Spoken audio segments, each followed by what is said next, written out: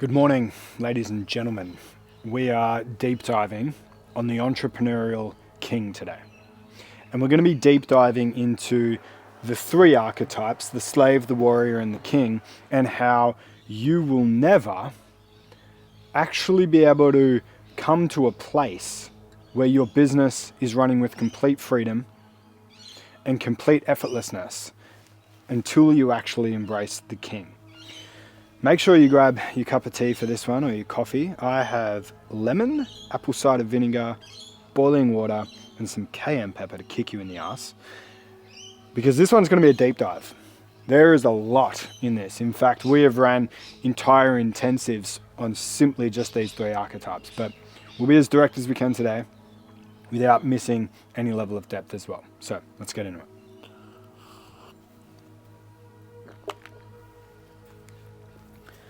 When you begun your entrepreneurial journey, the chances are extraordinarily high that you begun it because you saw the problem with being a slave. And let's even just call this like the classic 9 to 5. You probably already saw this. You saw through the illusion of the societal matrix, and you looked at the slave and you were like, I'm done. I'm done doing it. I'm done going into a job that I do not like to make money that's pretty fucking terrible, to buy shit I don't need, to wake up in the morning and then to repeat it again and again and again and again. Now, the archetype of the slave, this individual cannot see through the illusions, or doesn't have the emotional, mental, and physical capacity to break through the illusions. So, the slave slaves again and again and again and again and again. Now the slave is capped at a certain amount of cash, right? He can only earn X amount of cash. And that's part of the slave. It's, if you don't like it, then too bad, you won't eat. If you don't like the job, too bad, you won't eat. If you don't like the way that we do things here, too bad, you're kicked out of the kingdom. And you're on the streets and you're now struggling. So the slave has absolutely no space to create. No space at all.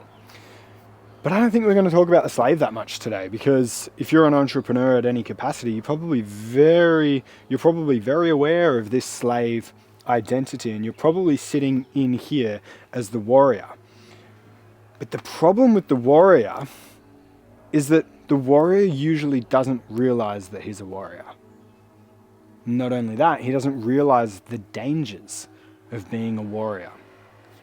When we look out into the world, and we look out especially into the entrepreneurial and business owner and growth mindset space, 99% of everything that we're seeing is individuals talking about being a warrior.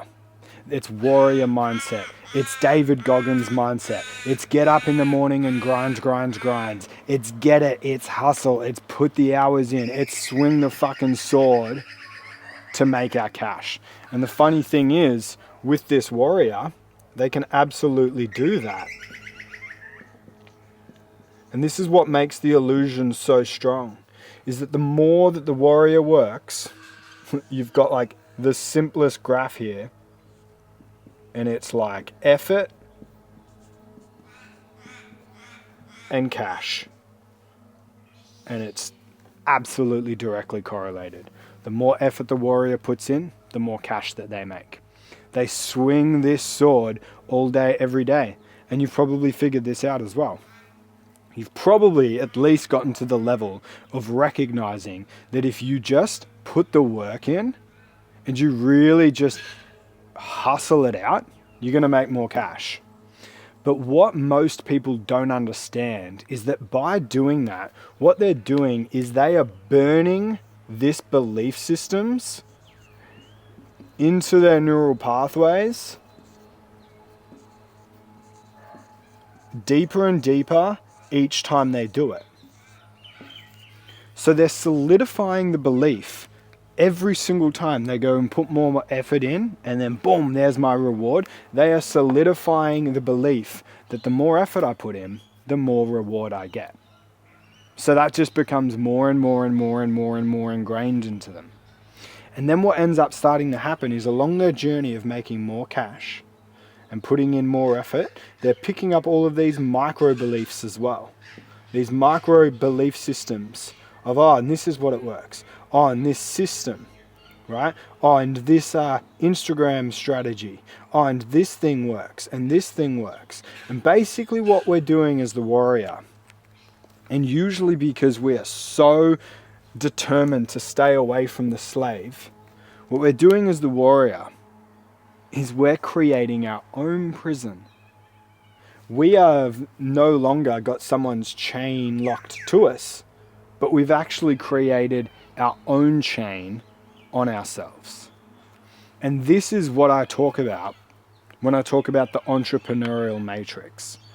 It's not the 9-to-5 matrix. Well done, you've escaped it. But you're actually now in the most dangerous zone, which is the entrepreneurial matrix. And the reason that the entrepreneurial matrix is so much more dangerous is because the prison bars are transparent.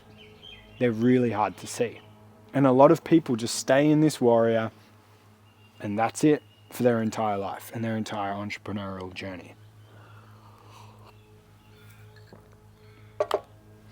Now, the other thing with this is there's not much of a limit. There's not much of a limit to how much success the warrior can have. The warrior can be a warrior and run a $5 million company. They can run a $10 million company and still be in the warrior's mindset. They may have a tiny amount of traits of the king, but really their entire nervous system, their entire state of being, and we're going to get into this later. This is wind, water, fire, and earth, which represents the spirit, the emotions, the mind, and the body. Their spiritual, emotional, mental, and physical essence is still wired as the warrior. And why? Because they've ran this strategy for so long, right? And that's the problem, is that if you do this for 5 years, I probably did this for 10 years. And I ran this pathway again and again and again and again and again. And every element of the way in which I lived was set up as the warrior. And so deeply conditioned and ingrained into me. And this is why I say success can be so dangerous. Because it just proves to you the way again and again and again. Now, what a lot of individuals will do is they'll have one component, let's say fire / the mind. They'll have one component where they'll allow themselves to be the king, for example. So they'll allow themselves to have systems in place that create leverage and save them time. But the funny thing is they'll implement these systems, or they'll get staff on board, or whatever it might be, and all they're doing is just creating time to fill that time with doing something else to grow even more. So they save 4 hours a week and they outsource those 4 hours, or they systemize and automate those 4 hours, but then they just fill those 4 hours with more work. Or then they just fill those 4 hours with more thinking of how to get to the next level, how to get to the next level, how to get to the next level. They're so deeply ingrained as the warrior. If this is you, leave us a comment below. Let me know. What's your realization about the warrior? Where are you a warrior so far as I sip my tea?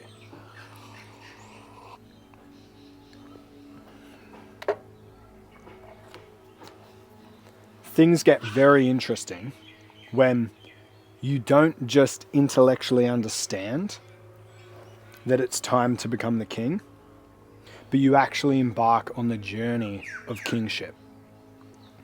Because there's a lot that needs to occur for you to become fully centered as the king. It's not just a thought process where you go, I'm going to be a king now. I'm going to be a king now. You're going to have to work through the energy, the emotion, the psychology, and the physicality of the king.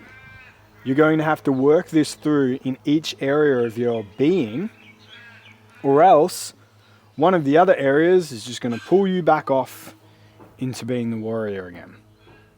So, what does this look like? Firstly, so many individuals when they realize it's time to sit in their kingship, they don't realize that the king's power is in sitting in his throne. They're conditioned as the warrior. So they think they're becoming the king at a psyche level, but they're working all day. Well, that's not what the king does. The king has trusted himself enough to sit in the throne. The king trusts himself enough to recognize that his power isn't in swinging a sword and working and working and working and training and training and training. The king has recognized that his ultimate power is in his wisdom and his leadership. Now the king can absolutely swing a sword, and that's what makes him a king and not a posing tyrant. He can absolutely swing a sword. But he's evolved to the level where he realizes that his power is in his wisdom and in his leadership. And the embodied king will never do a thing that takes him away from his wisdom and his groundedness in his leadership.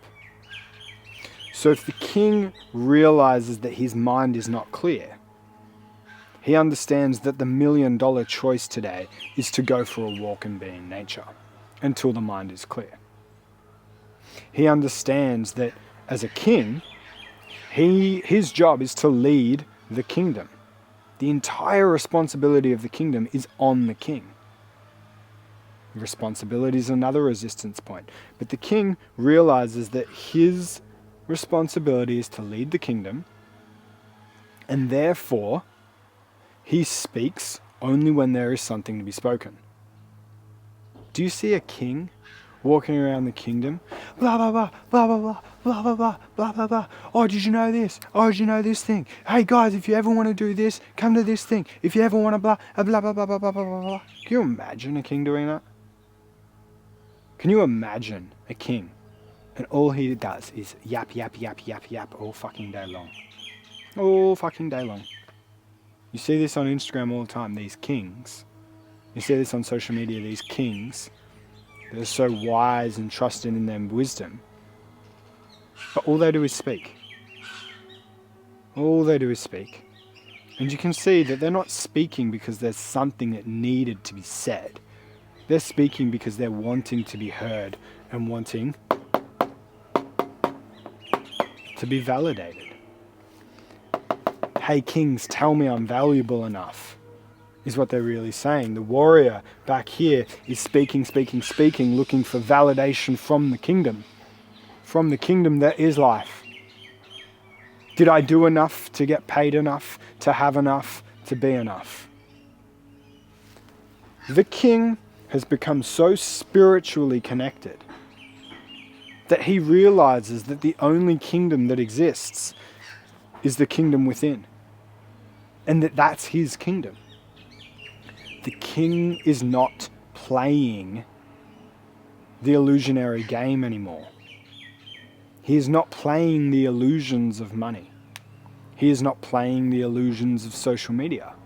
He is not playing the illusions of business. He is playing his own game in his own kingdom. And his core reflection point, his core analysis point isn't what's going on in the kingdom. Did it give the result back? Did I get a lead? Did I get a sale? His core reference point is the kingdom within himself, e.g., checking in with himself, knowing what is right for himself. The king is also free from rushing. The king hasn't got this sense of, I need to get out to the enemy's quarters and I need to get over to this next side of the mountain so that we can get the next blah, blah, blah, blah, blah, blah, blah, blah, blah, blah, blah, blah. He's allowed himself to let go of the tempo because he also doesn't buy into the illusion that there's a rush. He doesn't buy into the scarcity of the world. Warrior, war. The warrior lives in war, lives in a state of fight, flight, and freeze, lives in a state of believing that there's an enemy to come and get him. The king, is simply sitting in his kingdom. Now, he's not ignorant to the forces that can come at play, but that's not where his focus is. And if you know a little thing about energy, well, since his focus is not there, it's funny how peaceful the kingdom becomes. Now, when I'm working with clients, one thing I'll find a lot is that they'll have a huge resistance to the king because they've got wounds around the tyrant. And there's so much in society and in the collective unconscious around this at the moment. We have next to zero examples of kings. And the kings that we do have examples of are usually so focused on their own kingdom that they're keeping sort of quiet because, again, they don't have the need to speak all the time, do they? But if we look out into the world and we look at politics and we look at governments and we look at all the rest of it, we're not seeing true kings. We're seeing corrupt tyrants. So then what ends up happening is there is this, and you might be feeling this too, there is this deep calling for you to start claiming your kingship, which would require you to step into a level of certainty and a level of conviction, and to exit a level of drama, and to exit a level of low-level thinking, and to exit a level of the rat race. There is a level of you then claiming, I am beyond that now. And when somebody says, I am beyond that now, they go straight to the tyrant. They go, oh, are ya? You're better than us, are ya? You're better than us. Okay, yeah, right. All right, yeah, aren't you so good? Aren't you so perfect? Aren't you so all the rest of it? And then that rubs on us, and we have this lack of coherence in claiming the king because we don't want to be tyrannical. So what does the work become then? Well, this becomes deep shadow work. This becomes us stepping into the journey of seeing the tyrant that is within us, seeing society's projection of the tyrant, and then seeing and allowing ourselves to recognize where we are tyrannical. It's a hell of a fucking journey to get here. It's not a simple process to get here. As I said, it's a spiritual, emotional, psychological, and physical journey. And a lot of the emotional work and mental work is deep shadow integration of the tyrant. There is I almost get a visual of like a king being cleansed as he is having the crown put on the throne, put on his head, and he sits in the throne. He has gone through a cleansing process in order for that to occur. And what that symbolically represents is that he has worked through his shadow. He has worked and approached the darkness. He has allowed himself to alchemize and move through all of these processes to then sit simply on the throne. Now, at a mental level and a physical level, the resistance point around the king is usually, again, these pathways that have been burnt into us again and again and again. Now, one of the experiences that I had through moving through these, and I still have tendencies of warriors in me today, and that's okay. It's fine. However, a big resistance point for me is I didn't realize that my nervous system was just, it was addicted to, and this was due to conditioning, to having to work. I had to work. And I could feel the pulse, the vibrational frequency that would come through me. There'd be this static. And I would have to go and work. I would have to go and follow it. I would have to go and be something and be someone and be productive. Especially when the enemy came right? And the enemy could be, oh fuck, our marketing stopped working. It's not working. Well, I better work and better make it happen and better go to war on this thing and get it moving again. Oh, we've got cash flow problems. Well, I better hustle and I better make some sales and I better do some this thing and I better act and I better act and I better act. But this is all warrior. This is all the cash and the effort paradigm. So the funniest thing about this, and this is such a paradox, is the funniest thing is that our deepest tendency is to want to put more effort in to make more cash, more effort for more success. That's our deepest tendency, is to do that. And the king does the complete opposite. The king realizes that the less effort that he puts in, and feel the parts of you objecting this as I'm saying it, the less effort that he puts in, and the more he breathes in the smoke of the fire that must be going nearby,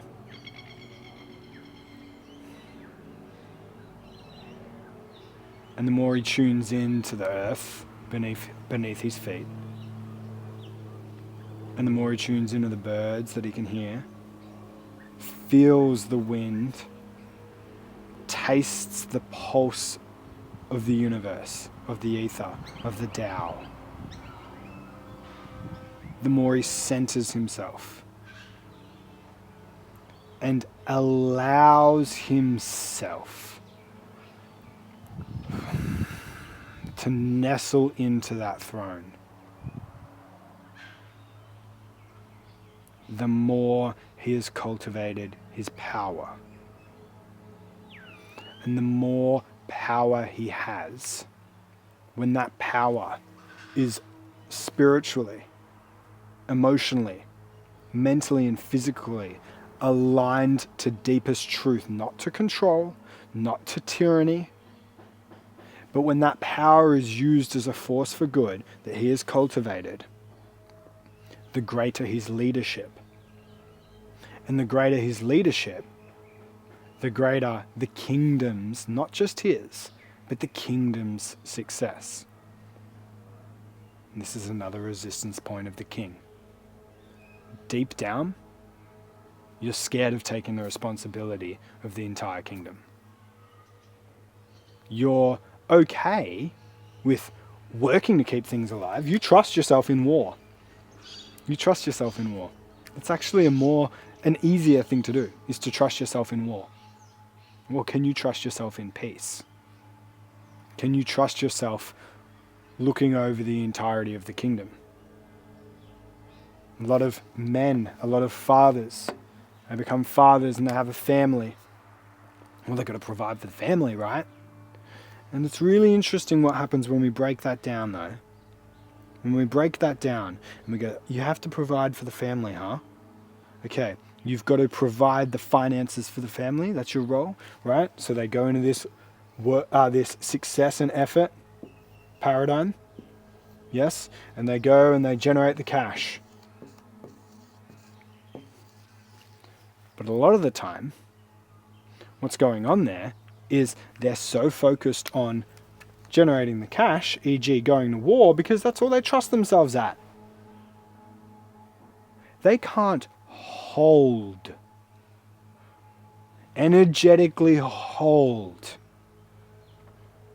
the entire kingdom. They can't do that.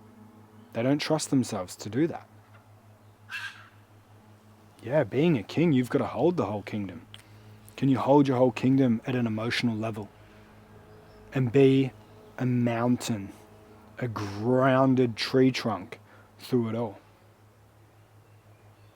Can you hold the dynamics? Or is it easier for you to just exit and go to war? When you embody this archetype, when you allow yourself every day to become more and more in tune with the king, and to do that, more in tune with the ether, with the spirit, with the pulse of the earth, more in tune with your emotions, your mind, and your body, and you tune these and align these to the identity of the king, The more you do that, the more you will have this effortless freedom that you've been seeking. The less you'll feel like you're at war or treading water every single day.